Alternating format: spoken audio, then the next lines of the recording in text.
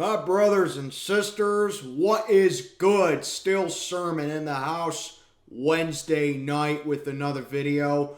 Rocking the Minka Fitzpatrick jersey here because this coming Sunday it is the Minka Fitzpatrick and the Brian Flores Bowl, as I call it, as the 2-4 Pittsburgh Steelers head on down to South Beach to take on the Miami Dolphins for a Sunday night football game. And it should be a dandy. As always, do me a favor, like, comment, subscribe, follow me on Instagram and on Twitter. Links are posted in the box below. And share this video and this channel with all your friends who are looking for great Steeler content. Also cover the Pirates and the Pens as well if you are into those teams. But I'm talking Steeler football here, previewing week number 7 against the Miami Dolphins. So, yeah, as I said, you might want to be able to call this the Minka and Brian Flores homecoming, as two of those key pieces from the Dolphins organization have been transferred over to us a little over 3 years ago. We traded all them futures down to Miami, got Minka Fitzpatrick, turned out to be a Pro Bowl strong safety for us, and there is a good chance that he could be back in this game, which is something that we really need as far as our secondary goes, and I'll get more into that later. And Brian Flores is coming back, and if you know that, he was Miami's head coach, I believe, in 2020 and 2021, may have been 2019 as well, but I know he was Miami's head coach for those 2 years for sure. But he was wrongfully fired by the league. I'm not going to get too into that because it's not the premise of this video. But I think Brian Flores is a great defensive mind. I think he did a real good job down there with the talent that he had. And I think it was a great hire for us, bring him in here as a defensive assistant for Terrell Austin.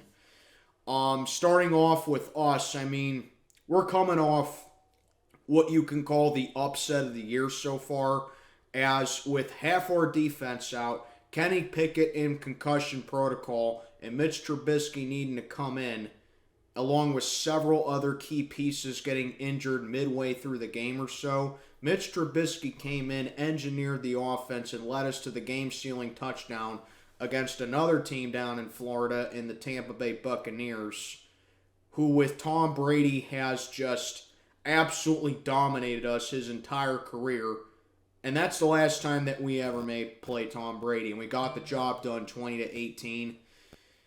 The most proud that I've been by this team in a while. And if you notice, I'm not criticizing anyone, because this team doesn't deserve to be criticized for the performance that they had last week. Nothing but praise.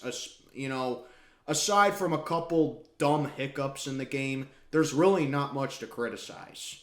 I mean, sure, there was the bad fumble snap, and there was Mitch throwing it behind Deontay Johnson, and there was a couple of holding calls on Dotson, I think. But really, there's not much. There isn't a lot of negativity from the game against Tampa Bay, and that's one of the key things that I'm going to be touching up on in this video. So, with Kenny Pickett, everyone's been clamoring about that. Is he going to play? Because, this is Kenny Pickett's team now. I mean, this ain't Mitch Trubisky's team. This is Kenny Pickett's team now. He was given the start. We drafted him 20th overall. We're confident that he's our guy moving forward. As far as I'm concerned, this is Kenny Pickett's team. And Tomlin said in his press conference on Tuesday that he has been getting evaluated in concussion protocol. If he is cleared to play, like document written by doctor cleared to play, he will start for this game. And I agree with that. His status remains unknown for right now, as Tomlin said. So, as much as I don't want it to be the case, if it's unknown, you got to go with Mitch Trubisky. Only if you know for sure that Kenny Pickett can play in this game and it's been confirmed, then you go with Kenny Pickett. But for right now, I think we're looking at Mitch being the starter unless Kenny Pickett's good to go. Taking a look at a couple of our other guys that have question marks by him. Steve Sims, he was a little banged up despite a couple really good returns that he had against Tampa. Daniels has been bruised up. Larry Ogunjobi got hurt in the game. Mason Cole got a little banged up as well. But Tomlin said they're hurt, little bit of bangs and bruises, but they are expected to play. They've been taking first-team reps in practice all week, and they are expected to play. The big ones, though, on the secondary, Cam Sutton, Akella Witherspoon, and Minka and Levi Wallace, they have been practicing, and there is a good chance that they all could come back for this game. So that's obviously huge for this secondary here, considering that A, they were all out last week against Tampa Bay, and B, we're going to need these guys more than ever, knowing what Miami's capable of doing on offense. And Pat Freiermuth has a good chance of playing as well. That's another big upgrade for our offense there, because Kenny Pickett and Mitch Trubisky both have real good chemistry with him. So I think with us, it's all about opening up the playbook. It's all about, not handcuffing Kenny Pickett once again should he play in this game. And it's all about just establishing a run game. We know that Najee Harris is most likely going to be the guy for us.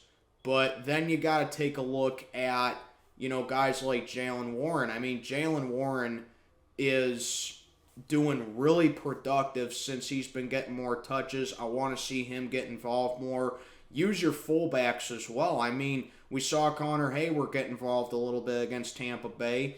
And we saw I think Derek Watt may have even gotten involved a little bit, but I know for sure that Connor Hayward was involved. So we're going to have to fight fire with fire here a little bit, because you take a look at the Miami Dolphins, they're a running back by committee organization. They distribute the ball in the backfield very efficiently, and that's one of the biggest reasons that that's one of the biggest reasons they're in the position that they're in right now. They stretch the field, they like the play actions, and that all goes with their head coach and Mike McDaniel. McDaniel comes from Kyle Shanahan's tree, and McDaniel is proven to be a very good head coach for this young group of guys here. Has done a phenomenal job with elevating Tua up to that next step as far as being a starter goes. Tua is most likely going to play in this game as it comes down to. We all know that the injury that he had against the Bengals, it was frightening to say the least. But Tua appears to be well enough to play in this game, and he appears that he has been cleared and is good to go for this game. So that's obviously something that we need to keep our eyes on. Tua's a lefty. He's a southpaw. He can use his legs, and that's something that the Steelers have had trouble with in recent years. We had a couple trouble issues with that with Michael Vick, and then we brought Michael Vick up on over here. But Tua is a much different animal than Vick. He's not as flashy as Vick was. He's not as fast as Vick was, but he is still capable of carrying this team right here. Defensive side of the ball for Miami, Jalen Phillips is a stud. Emmanuel Ogbah is a stud. Their defense altogether, I mean, they just like to blitz and attack. They're like an all-out air missile, They just blitz all over the place. They're very physical. They flash the leather. They use their speed to their advantage a lot, and they play strong man-to-man.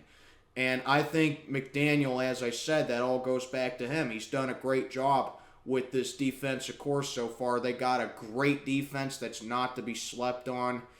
Kind of like us a little bit. I mean, our defense, which I'll be getting into in a little bit, our defense is pretty inconsistent so far, but we do have our moments on defense. And the same can be said for Miami. You look at guys like Xavier Howard. You look at guys like Jerome Baker. You look at Roberts, he's a great run stopper. You look at guys like Davis, Biggs, edge challenges like Melvin Ingram. He's one of our former guys as well. So a lot of homecomings in this game for either side. they all sit on their linebacking core and they just stop the run and they will blitz you every single opportunity they get. They're a very blitz-happy team. They cause a lot of pressure, and that's going to be a big challenge for this O-line here. Are they going to be up to the challenge with this blitz attack? Because we know that the pass blocking has been really good. Well, maybe not really good, but it's been way better than what it has been over the past couple years. But the run blocking is my biggest concern because, guys like Roberts and Wilkins and Davis, who are really good run stoppers, that's my biggest concern with this offensive line here. So that's obviously a big mismatch right there, and it's going to keep my eyes peeled the entire night on Sunday. Offensive side of the ball for Miami, they're very high on it as well. You got Waddle, who's turned in a really prolific season so far. I heard that he is a little banged up, but I expect him to play in this game. Kazicki is really good. Wilson Jr. is really good. And then, of course, you got the big one in Tyreek Hill, the cheetah, the fastest guy in the NFL, who they got from the Kansas City Chiefs this past offseason. Miami loves to go with the vertical threats, and they love the vertical offense, and honestly, the West Coast offense as well. And what I was saying earlier is about our secondary. You got to go up against those main guys right there, and it's really good that Witherspoon, Sutton, Minka, and Levi all have a really good chance of playing, because you got to get as much coverage on those guys as possible, because if you're not careful, they'll give you they'll give you first, second, and third degree burns as far as their route running goes, their productivity goes, and as far as their football IQ and route running altogether goes. Miami is a very quick team. They're a very speedy team. Kind of resembling the animal that they represent in a dolphin. Dolphins are the fastest sea creatures in the entire ocean, and they got some speedsters up on that receiving core, and as far as their weaponry goes. Like I said, they stretch the field, they go with the play actions, and they get creative on offense, and they will make you pay if you make a mistake. And I think Tua has all the intangibles and all the tools for him to be as successful as possible in this league. So that's really the preview for both teams. I think that this could be an evenly matched game, but there are things on our side that just cause a mismatch. And, you take a look at it all together, I think Miami has most of the advantages in this game. But I'm going to give us some keys to victory for this week, because I was able to come up on some. 2 to be exact. So my keys to victory for this game, how we can take our talents to South Beach and get this job done over the Dolphins is this. Number 1, we got to minimize the negativity. That goes with everything from, is Kenny Pickett going to play? Is Kenny Pickett 100% good to go? Don't worry about who we don't have on the field. Worry about who we have, because I think that's a lot of the baggage that we carried in that Tampa Bay game. We were relying on who we had on the field instead of who we didn't have on the field, and that's one of the biggest reasons we were able to pull off that upset. Mike Tomlin got a lot out of the backups in that game, and he was worrying about who he had and who he didn't have. So that's number 1. Minimize the negativity. Don't think that just because we don't got this guy or we don't got that guy, that this guy can step up to the reins and take that next step and be productive, and that this guy can't do it either. Minimize the negativity. And I think that the Miami Dolphins are a good team to do that against. And my second key to victory, we got to play honest defensively. Because like I said, you're not careful against their weapons on offense. You're not careful against their wide receivers, they're going to burn you. You're not careful against their run game, they're going to gas you. respect playing Tua. You don't cause pressure on him. You don't take advantage of the fact that he is not 100% good to go in this game. He's going to have a field day against you. That's something that teams like the Baltimore Ravens failed to do this season when playing him. That's something that New England failed to do this season when they were playing him. And that's honestly something that Buffalo kind of failed to do. They were not respecting the Miami Dolphins, and they were not playing them honestly. They were trying to be cute with them. And the Steelers do have a tendency to be like that, where we don't fully respect our opponent, and we try to overthink and overanalyze everything that takes place on the field. So my thing is this: keep it nice and simple. Don't overanalyze it, and play honest defense. I know TJ Watt's going to be out until at least mid-November because of the knee surgery now. But that kind of goes back to the first one. Minimize the negativity. Look at what you were able to do against the Tampa Bay Buccaneers and translate that against the Dolphins. We weren't focusing on the negativity. We were focusing on what we did have and what we were able to bring. That's why we saw Malik Reed get on in the action. That's why Devin Bush made a phenomenal bat down on the ball at the goal line. We were focusing on what we had, and we were being honest with our defense. And I think that that's something that we got to do against the Dolphins, because while they may not be as talented as Tampa Bay, they still have a lot at their dispense in order to be a very talented team. So that's really all I got to say as far as my preview goes. And, I don't know what it is with these two teams playing on primetime. It seems like every time these two teams play, they play on primetime. Everything from that Monday night game in Pittsburgh, where it was raining and the ball famously got stuck on the field on that punt, and we won that game 3-0. The only scoring in that game was a Jeff Reed field goal. And that was actually the first primetime game that I watched in full. I was 12 years old when that game was played back in 2007. Miami went 1-15 that year. And we went 10-6 that year. We had a Thursday night game with them a couple years ago when Minkah Fitzpatrick was playing against his old squad. We opened up the 06 season against them in kickoff. So, yeah, we have a history of playing the Miami Dolphins. Two very proud franchises from the 1970s going at it once again. And it should be an evenly contested game. At least I think it should be, if we stick to our keys to victory and we stick to our morals. So, Pittsburgh Steelers, you got a massive upset dub over the Tampa Bay Bucs. You slayed your demons with beating Tom Brady with the last time that you're ever going to play him. Now you got to go up against another tough squad in the Miami Dolphins. Are the Dolphins a Super Bowl contender? No. But they're a scrappy team. They're an excited young group of guys, and they will fight. They will beat you badly if you're not careful.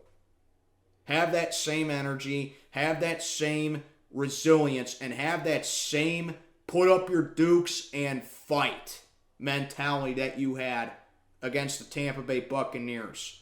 You go in there, you set the tone early, you get another great drive going. I'm not saying, go 78 yards for your opening drive touchdown, but bleed out that clock, be honest with yourself, and take Miami seriously.